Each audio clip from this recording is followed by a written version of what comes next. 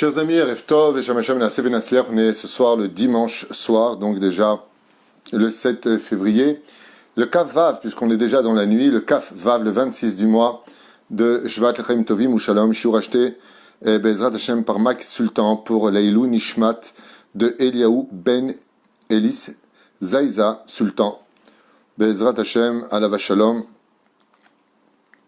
Vechen Chaya Catherine Bat Esther, qu'on rappellera aussi des Rechagav pour cet Askara, sans oublier Georges Eliaou Ben Simcha Alice, notre ami qui nous a quitté aussi, Daniel Jaoui, Alava Shalom, Yichya Yakar, Shalach Gamken Bet Olamo, Ruach Hashem Tenachena Began Eden Elion, et tous ceux qu'on a déjà cités ce matin avec l'aide d'Hachem, Rifouach Lema, sans exception pour tous les malades d'Israël, Bechol Atar Ba'atar, Moratim Akdosha Ba'ataora, Sarat Alebatefrat Miriam, Yana Ben Esther, Rifouach Lema, Yahai, Inon Ben Jessica Florette, Aviva Ben Mahlouf Ben Sarah, Ben Mshohat Ben Moussa, Janine Gemol, Bat Simcha Aaron Ben Esther, Sangel, Vechen Kol Am Israël, partout que vous soyez, que Akadosh Baruch Hu Be'ezrat Hashem vous protège énormément et ce sur tous vos chemins. Jordan Rachamim Ayakar, Vekulam, Kolatormim Shelanu, que Dieu vous bénisse du fond du cœur. Tamar, Bat Esther et Fouach Lema, Lama Meira, Anna Elnar et Fanala, qui est atteinte aussi du Covid-19 et qui passe de très difficiles moments. Maris Rifka, Bat Miriam, Rifouach Lema, Lama Meira, Lachim Tovim, ou Shalom. Oufren Yonan Mordechai Ben Malka, Lama, Rifouach Lema, Atzlacha Bezrat Hashem. Pour vous tous, sans plus tarder, un chiour sur les 10 commandements. On n'a pas eu le temps vraiment d'en parler, on a fait plein de cours sur ce sujet-là. Mais pendant le Shabbat, j'ai soulevé une idée avec, vous savez qu'entre Mincha et Arvit, vu les conjonctures, on est dehors et on fait des groupes de 10 séparés les uns des autres afin de pouvoir, avec l'aide d'Hachem, convenir quand même de ne pas laisser nos Shabbats sans le Ikar du Shabbat, c'est les Divrei Torah, d'étudier ce cadeau extraordinaire que Boré Olam nous a offert et donné. Donc ce qu'on va faire ce soir, Bli Neder, c'est développer deux cours, l'un après l'autre. On commence le premier cours et ensuite on développera un deuxième chiour très intéressant sur un des sujets qu'on dit tous les jours et qui pourtant n'est pas très logique quand on commence à l'analyser, à le décortiquer. Donc voilà, Bezrat Hashem, on a un commandement qui est bizarre, je vous dis franchement. Je suis l'Éternel, ton Dieu, qui t'ai fait sortir du pays d'Égypte. Anochi Hashem Elokecha, Asher Hotzeticha Meretz Mitzrayim. Je suis l'Éternel, ton Dieu, qui t'ai fait sortir du pays d'Égypte. Pourquoi c'est un commandement qui est très bizarre? Et en quoi cela doit éveiller chez moi une dimension d'Emouna? Bémet, c'est un peu compliqué. À quoi ça ressemblerait quand on a reçu la Torah au Sinaï? Eh bien, c'est comme si qu'une personne était clochard. Elle était malheureusement dans une situation de précarité absolue. Et puis voilà qu'un homme très riche est venu le voir et il l'a levé du sol. Et il n'avait pas d'habits, alors il lui a acheté des habits. Et il sentait mauvais, et avant il l'emmenait pour se laver. Puis il avait les cheveux qui étaient très sales et très longs, alors il est parti l'emmener chez le coiffeur. Et puis en fin de compte, il l'a emmené manger dans un très très beau restaurant de luxe. Et il lui a remis une énorme somme d'argent. Et d'un coup, l'homme le regarde richissime, comme ça, il le regarde et lui dit « Hé, c'est moi, tu sais, qui t'ai ramassé tout à l'heure par terre. C'est moi qui t'ai emmené chez le coiffeur, c'est moi qui t'ai emmené te laver, c'est moi qui t'ai acheté les habits, c'est moi qui t'ai... Oh, mais je le sais, on était ensemble. » Il est très difficile de comprendre pourquoi Hachem nous donne un commandement alors qu'on est en train de vivre. Et en quoi le fait de dire que Dieu nous a fait sortir du pays d'Égypte est en cela un commandement. Un commandement qui commence les 10 commandements. Alors bien sûr que la lettre Aleph est très importante puisqu'on a vu dans le Tikkuné HaZohar que toutes les lettres voltigeaient autour de Dieu et que la lettre Bet, Bassof, a été prise parce qu'elle est la première lettre du mot bénédiction, Baruch, et que la lettre Aleph était tellement humble qu'elle a dit à Dieu, si le Tav qui vaut 400, le Shin qui vaut 300, le Resh qui vaut 200, le Kouf qui vaut 100 n'ont pas été pris, moi qui vaut qu'un. Alors il est évident que je n'ai jamais osé penser me présenter devant toi, et Dieu lui dit, eh bien pour ton humilité je commencerai le don de la Torah par le Aleph, Anochi Hashem Elokecha, comme le rappelle aussi Rabbi Yaakov Abu Hassera dans son livre extraordinaire Marsof Alavan. Alors, revenons à la question, en quoi Béhémet, ce commandement a-t-il une répercussion chez nous, et ce, pour toutes les générations jusqu'à la fin des temps. C'est que ça nous a. Par exemple, quand on lit « Tu n'auras pas d'autre Dieu sur ma face », ça c'est magnifique. Je comprends. Tu n'auras pas d'autre Dieu sur ma face. Donc à côté peut-être. Qu'est-ce que ça veut dire aussi? Ça demande des explications sur ma face. Mazotmeret. Et si c'est pas sur ta face, on a le droit d'avoir d'autres dieux. Il y a tellement de choses à dire, tellement profondes, que Bémet, ça prendrait des heures et des heures dans le sourire, dans la joie, de se rendre compte combien on a de la chance d'être juif et combien on a de la chance d'avoir reçu la Torah. Baruch Hashem. Asbon arzok satachora. Dieu nous dit, le premier des commandements, comme l'expliquent nos commentateurs, c'est la base de tout notre judaïsme. Tout notre judaïsme est basé essentiellement sur « Je suis Anochi, l'Éternel ton Dieu ». Ok, tu te serais arrêté là, c'est génial. Qui t'a fait sortir du pays d'Égypte? Alors bien entendu, des explications, il y en a 600 000 pour chacun de ces mots. Qu'est-ce que veut nous dire Dieu par cela? Au niveau du Pshat, Hachem est en train de nous dire qu'il a été, pour nous, le Dieu qui a renversé la nature, qu'il a tué des vies pour nous, qu'il a fait des miracles pour nous, et qu'on n'oublie jamais la gratitude qu'on se doit d'avoir pour lui. N'oublie pas d'où tu sors, n'oublie pas qui tu étais, et n'oublie pas que je n'ai jamais touché à la nature depuis le rouage de la création du monde. Pour toi, je l'ai fait. Je me suis surpassé du Hachem pour toi, pas par son pouvoir est infini. Quand on dit que Dieu s'est surpassé, ça veut dire qu'il a contredit ses propres règles de la nature. Akadosh Baruch Hu a renversé les mondes pour nous. Il a donné le pain qui vient de la terre, qui vient du ciel, l'eau qui vient du ciel, qui vient de la terre, la nuée de gloire, la nuée de feu la nuit pour nous guider, la nuée la colonne de nuée pour nous guider le jour, les Hanané Kavod. Dieu nous a fait quelque chose d'extraordinaire. Il s'est montré, il s'est rapetissé dans une boîte, Paracha de Teruma qu'on va bientôt lire. Faites-moi un Mishkan, faites-moi quelque chose de petit, je ne demande rien, je veux juste être avec vous, je vous aime. Comme ça, il dit Hachem. Alors c'est vrai que des fois, c'est comme le respect des parents. Même si on n'est pas d'accord avec ses parents, même si, bon, des fois, ça ne le fait pas. Un mot du père ou de la mère, et n'oublie pas que c'est moi qui t'ai mis au monde. N'oublie pas que tout ce que tu veux aujourd'hui, tous tes bonheurs, j'y suis pour quelque chose. Je t'ai porté pendant 9 mois, dit la mère dans le ventre. 9 mois. Je t'ai emmené à l'hôpital quand tu étais malade, je t'ai soigné, je t'ai payé des profs, j'étais là pour t'acheter des habits, j'ai veillé pour que tu aies une belle bar mitzvah. N'oublie pas, peut-être que je ne suis pas une super bonne mère, peut-être que je ne suis pas un super bon père, mais n'oublie pas d'où tu viens, et n'oublie pas d'où tu es sorti. Mais la reine, on comprend très facilement qu'au niveau du pshat, au niveau de la première niveau de compréhension, Dieu nous dit, bon, je te fais un clin d'œil, si le reste ne te convient pas, ou tu n'es pas trop d'accord par rapport à ce que je te demande, ou tu es en colère parce que ça ne se passe pas comme tu veux, n'oublie pas que tu me dois une dette éternelle. Parce que si tu oublies que je suis l'Éternel, ton Dieu, qui te fait sortir du pays d'Égypte, sache qu'aujourd'hui encore tu serais esclave en Égypte, sache que tu ne serais rien du tout parmi les nations du monde et que tu aurais disparu dans l'histoire, et qu'aujourd'hui, si tu sors de là-bas, si tu sors de toutes ces époques qui ont voulu t'exterminer et t'anéantir, c'est uniquement parce que le Dieu qui est sorti d'Égypte, Bezrat Hashem, est avec toi. Alors pour illustrer un petit peu, à un deuxième degré, ce que veut dire ce commandement si puissant de « Je suis l'Éternel, ton Dieu, qui t'a fait sortir du pays d'Égypte ». Pour cela, il faut revenir sur un des livres des Moussa, que je conseille vivement à tout le monde, et qui malheureusement n'est pas étudié par tout le monde, ce qui est bien dommage. En général, les yeshivot Rav Kook ont l'habitude de beaucoup s'attacher à ce livre de Moussa, et un peu moins les yeshivot orthodoxes. Et c'est dommage. Pourtant, l'auteur du livre, Rabbi Yehuda Halevi, était un homme remarquable. On parle d'une histoire qui se situe à peu près il y a 1000 ans en arrière, en Russie, vers le nord de la Russie, de ce que j'ai compris. Peut-être c'est le sud, peut-être c'est le nord, c'est en Russie, on s'en fiche.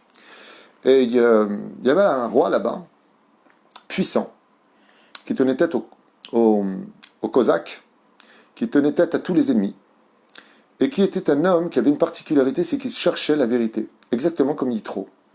C'était un homme qui était toujours à la recherche du Hémet. Et un jour, il fait un rêve. Il voit un ange blanc venir devant lui. Et cet ange blanc lui dit, du ciel, on voit te dire que tes pensées sont pures, mais que tes actions sont laides. Ce que tu fais, c'est pas bien. Cet homme, ce roi, se lève. Et puis, bon, ok, c'est un rêve, on ne va pas perdre de temps avec ça. Puis le même soir, le lendemain, plus exactement, il refait un rêve. Et cet ange blanc vient le voir et lui dit, du ciel, on m'a dit de te dire que tes pensées sont de bonnes intentions, c'est bien au niveau de tes pensées, mais les actes, no good. C'est pas bon. le troisième soir où il rêve, le troisième nuit où il rêve, il comprend le matin en se levant que Béhémet, il y a un message du ciel, parce que 3 c'est une chazaka, quand on fait 3 fois un rêve, c'est que c'est vraiment un message, et non pas de l'imagination venue des pensées gérées de la journée. Et il décide de chercher la vérité du Dieu unique. Les premiers qu'il va appeler, si je me souviens bien, c'est un livre que j'ai étudié il y a 30 ans. Donc je dis franchement, ce que je vous dis maintenant, j'ai pensé à faire ce cours en montant les escaliers en disant, je devrais peut-être en parler une fois de plus avec ceux qui veulent bien l'entendre. Ce roi, qu'on appelait le roi des Khazars, le Khuzari, si vous préférez, eh bien, a décidé d'inviter les représentants spirituels et idéologiques. Et les premiers qu'il va inviter, c'est les philosophes. Et il va leur poser une question, un débat très important dans ce livre. Et il leur posera la question en leur disant, dites-moi, vous croyez en Dieu? Et les philosophes ont répondu, bien sûr qu'on croit en Dieu. C'est évident. Il faut être fou pour ne pas croire en Dieu, il faut vraiment être stupide. Hein, comme je disais, c'est comme si je vous raconte, mon chapeau s'est créé tout seul. Qu'est-ce que vous allez faire? Vous appelez la police en disant, on en tient, il est fou ce mec. Un chapeau comme ça, il s'est créé tout seul. Qui c'est qui a mis le ruban? Comment il a fait cette forme? Comment ici il y a de creux de chaque côté? Comment elle est bidjouk à ma taille? Comment c'est possible? Comment c'est possible? Bien sûr que cet objet témoigne de l'artisan qui l'a fabriqué. Alors le monde a plus forte raison. Il faut être débile pour dire qu'il n'y a pas de Dieu qui a créé le monde. Il faut être fou. Le roi, en tout cas, des Khazars et 1000 ans en arrière, savait qu'il y avait un Dieu, mais il ne savait pas c'était lequel, qui a dit que nous, on aurait plus raison que les autres. Grande question. Mais la reine, qu'est-ce qu'il a fait? Il leur a posé la question. Est-ce que vous croyez en Dieu? Et les philosophes ont répondu, bien sûr qu'on croit en Dieu. Mais Dieu est grand, et puis ils ont commencé à parler. Il a créé l'univers, et ils sont plusieurs là-haut. Le roi des Khazars les regarde comme ça, il leur dit, bon, j'ai compris à qui j'avais affaire, dégagez. Dégagez. Il appelait les chrétiens, représentants de la chrétienté à cette époque, et il leur a posé la question, il leur a dit, est-ce que vous croyez en Dieu? Et les archevêques qui se sont présentés devant lui ont dit, bien sûr qu'on croit en Dieu, nous sommes des représentants de l'Église, bien sûr qu'on croit en Dieu. Et à ce moment-là, le roi des Khazars leur pose la question, il leur dit, mais en quel Dieu vous croyez? Et l'archevêque devant lui dit, nous croyons au Dieu qui a créé le ciel et la terre. Bizarrement, après une petite discussion, toujours basée sur le Dieu qui crée le ciel et la terre, le roi des Khazars leur dit, sortez. Sortez, c'est pas vous. Bizarre. Il invite l'islam, les représentants de l'islam. C'est dans le livre, hein, c'est pas moi qui l'ai écrit, pour regarder là-bas.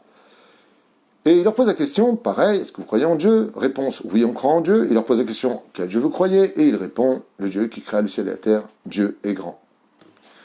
Le roi des Khazars continue quelques questions seulement, et dit, bon, c'est pas ça, ça correspond pas à mon rêve, il y a un truc qui va pas. Désemparé, il n'a pas d'autre choix que de s'adresser, comme il le dit, au plus petit peuple, le plus ridicule des peuples, le peuple juif. C'est quoi des juifs? Des juifs comme ça, je ne vais pas les appeler quand même. Et puis comme il a fait le tour du cadran, il a dit, bon, puisqu'il n'y a plus personne d'autre, je vais appeler quand même le représentant des juifs qui vivaient dans cette région, et c'était Rabbi Yehuda Halevi. Zecher Tzadik Vekadosh Livracha. Et quand il arriva devant lui, il lui a dit juste une chose. Je ne vais pas perdre de temps avec vous parce que je pense déjà que vous n'êtes pas le peuple de la réalité. Donc, juste brièvement, tu crois en Dieu? Il lui a dit, toi, le juif, t'es rabbin, tu crois en Dieu? Il lui a répondu, oui, je crois en Dieu. Ils vont, quel Dieu tu crois? Il lui est au Dieu qui nous a fait sortir du pays d'Égypte. Et là, le livre commence. Vraiment, il a été traduit en français, Kedaï de le lire. Ça réavive la Emouna, extraordinaire ce livre. Le roi des Khazars s'assoit comme ça sur son trône, il le regarde, il lui dit, oh, toi tu m'intéresses. Avance-toi et assieds-toi maintenant en face de moi. Ce non-juif, le roi des Khazars, commence une conversation avec lui sur le Dieu d'Israël. Ce livre va finir et aboutir par la conversion du roi des Khazars, le Khuzari, de son peuple, et ils vont tous monter en Eretz Israël pour s'y installer, car le roi Khuzari, non-juif converti au judaïsme, va comprendre une chose que même des religieux n'ont pas encore compris, c'est que tout comme il n'y a pas de juif sans Torah, il n'y a pas de Torah sans la terre d'Eretz Israël, puisque la Torah, dans son mode d'emploi, ne parle que de la terre d'Eretz Israël, à travers ses mitzvot. 80, comme dit le Rambam des mitzvot, des 613 mitzvot sont reliés à la terre d'Israël. Beth Amikdash, à Kol Kashor l'Eretz Israël. Et qu'est-ce qu'il fait lui? Il monte en Eretz Israël. Il prend ses valises, quitte son royaume, son peuple va s'installer avec lui. Il y a 1000 ans en Eretz Israël en arrière, en Eretz Israël, il s'y installera. qu'il y a de très choquant, c'est pourquoi il n'a pas accepté la thèse des représentants des autres religions. Arrête ce qu'ils ont dit. Nous, quand on est le vendredi soir et qu'on prend le kidouche et qu'on dit Yom Hashishiva Ichulu Hashamem Ve'aretz, Dieu a cessé le 7e jour. Qu'est-ce que le Shabbat? C'est le témoignage du Dieu qui créa le ciel et la terre. Donc nous aussi, nous avons Rosh Hashanah. Nous aussi, nous croyons au Dieu de Bereshit bara Elokim et Hashamaim ve'et haaretz. En quoi la réponse des philosophes de la chrétienté, de l'islam, des bouddhistes, de ce que tu veux, ils croient en un Dieu. Leur ta'ana, elle est excellente. Leur réponse, leur argumentation est valable, même pour nous en tant que juifs. Mais le roi des Khazars, il dit non. Non, moi, c'est pas valable, je vais vous dire pourquoi, dit le roi des Khazars. Parce que j'ai fait un rêve, et ce rêve-là m'a amené à vous convoquer. Et dans le rêve, on me disait que mes pensées étaient pures, mais que mes actions étaient mauvaises. Le Rav lui pose la question, il dit alors, il dit, j'ai compris que si vous parlez d'un Dieu qui a créé le ciel et la terre, c'est que c'est un Dieu qui reste toujours entre le ciel et la terre. Mais moi, celui qui est venu me voir, c'est un Dieu qui m'a envoyé un ange qui s'intéresse à mes pensées, à mes paroles et à mes actions. C'est un Dieu qui est dans l'action de ce que je fais. Et non pas comme disent les philosophes, Dieu a pris le ciel pour nous, les hommes avons pris la terre pour nous. On va lui faire des offrandes, comme tu dirais donner un sucre à son chien, allez maintenant va dans ton coin, rentre dans ta niche. Pas du tout. Moi j'ai vu dans mon rêve que le Dieu que je recherche s'intéresse à ce que nous pensons, ce que nous allons sortir de notre bouche et surtout ce que nous allons faire de notre vie. Donc ça ne pouvait pas être un Dieu tel qu'ils me l'ont présenté. Ça ne peut pas être un Dieu qu'on veut servir en tant qu'idéologie par rapport à ce que nous pensons, mais par rapport à ce que lui pense. J'ai compris quoi? Que le Dieu d'Israël se serait intéressé pour la fête qui commémore justement la sortie d'Égypte, Pessah, d'une miette de pain qui peut-être pourrait se trouver sous un lit. C'est débile. Une miette de pain pendant Pessah sous un lit? Azma. Non, tu vas la chercher avec une bougie. Il va falloir brûler cette miette de pain. Et on a envie de dire à Dieu, excuse-moi, mais en quoi ça te dérange? C'est un Dieu qui, quand on rentre dans les soukotes, Shalosh Regalim, qui commémore la sortie d'Égypte, où on quitte nos demeures physiques pour entrer dans des demeures, araï, temporaires, et qui reste avec nous là-bas, dans la souka, en souvenir d'Anan et Kavod. C'est débile. Non, Dieu est avec toi, dans cette débilité, si tu veux l'appeler comme ça. C'est la fête de Shavuot, où on reste éveillé toute la nuit, et on va écouter les 10 commandements avec émotion, comme si on venait à l'instant de les recevoir. Mais Dieu, il est tellement grand, qu'est-ce qu'il en a à faire que tu restes éveillé toute la nuit et que tu ne vas pas rêver? En quoi Dieu, ça lui donne des avantages? C'est la révélation du Kuzari. Le Kuzari vient nous apprendre, dans son livre, plutôt nous rappeler une dimension qu'on ne doit jamais oublier. Tu vois, quand tu marches, Dieu est à côté de toi. Tu sais, quand tu manges, Dieu est avec toi. Tu sais, quand tu dors, Dieu est juste à côté de toi. Tu sais que quand tu vas aux toilettes, Dieu aussi, il est là-bas. C'est pour ça qu'il y a des halakhot, comment se comporter aux toilettes. Tu sais, quand tu parles avec ta femme, la Gemara nous dit, toutes les conversations que tu as avec ton épouse, les murs de ta maison viendront les rapporter, viendront les faire écouter. Mais qu'est-ce qu'on a à faire, Dieu? Ce que je dis à ma femme, j'ai une histoire privée. Toi, t'es Dieu. Moi, j'ai un tout petit comme ça, tout petit rabbin de rien du tout, petit personnage qui vaut pas grand-chose, je parle avec ma femme. En quoi, toi, Dieu, Dieu, on parle de Dieu, ouais. T'en as à faire de ce que moi, je veux dire à ma femme, franchement. Vient le premier des commandements, le plus important des 10 commandements. La base des 613 mitzvot. Anochi Hashem Elokecha. N'oublie jamais que je suis l'Éternel, ton Dieu, à l'échelle individuelle. Je suis avec toi, pas simplement à l'échelle nationale. L'Éternel, votre Dieu. Il dit Hachem, Anochi Hachem Elokecha, Asher Hotzitira Meretz Mitzrayim. Tu sais combien c'est important que tu te souviennes toute ta vie que je te fais sortir du pays d'Égypte? Et tu sais pourquoi? Parce que là-bas, tu vas te rappeler des détails. Dam, Tzfardea, Kinim, les plaies d'Égypte. Tu vas pouvoir en parler à tes enfants. Tu vas leur expliquer combien, même pour la mort des premiers-nés, j'ai pas envoyé d'ange de la mort. Ani, Velo Malach, Ani, Velo Saraf, Ani, Velo Shaliach, Ani Hashem. Je n'ai envoyé personne. C'est moi-même qui suis venu m'investir dans ta vie privée pour te sortir de ton obscurité, de ta prison. C'est moi qui t'ai pris par la main pour t'emmener vers la mer Rouge. C'est moi qui t'ai ouvert la mer Rouge. C'est moi qui t'ai donné à manger. Je t'ai donné à boire. Je suis ta nounou. Je suis ton père. Je suis ton Dieu. Je suis ton ami. Je suis ton cuisinier. Je t'envoie la manne tous les matins. Je suis avec toi. T'as pas compris. Je suis partout avec toi. Et ça, le roi des Khazars l'a compris.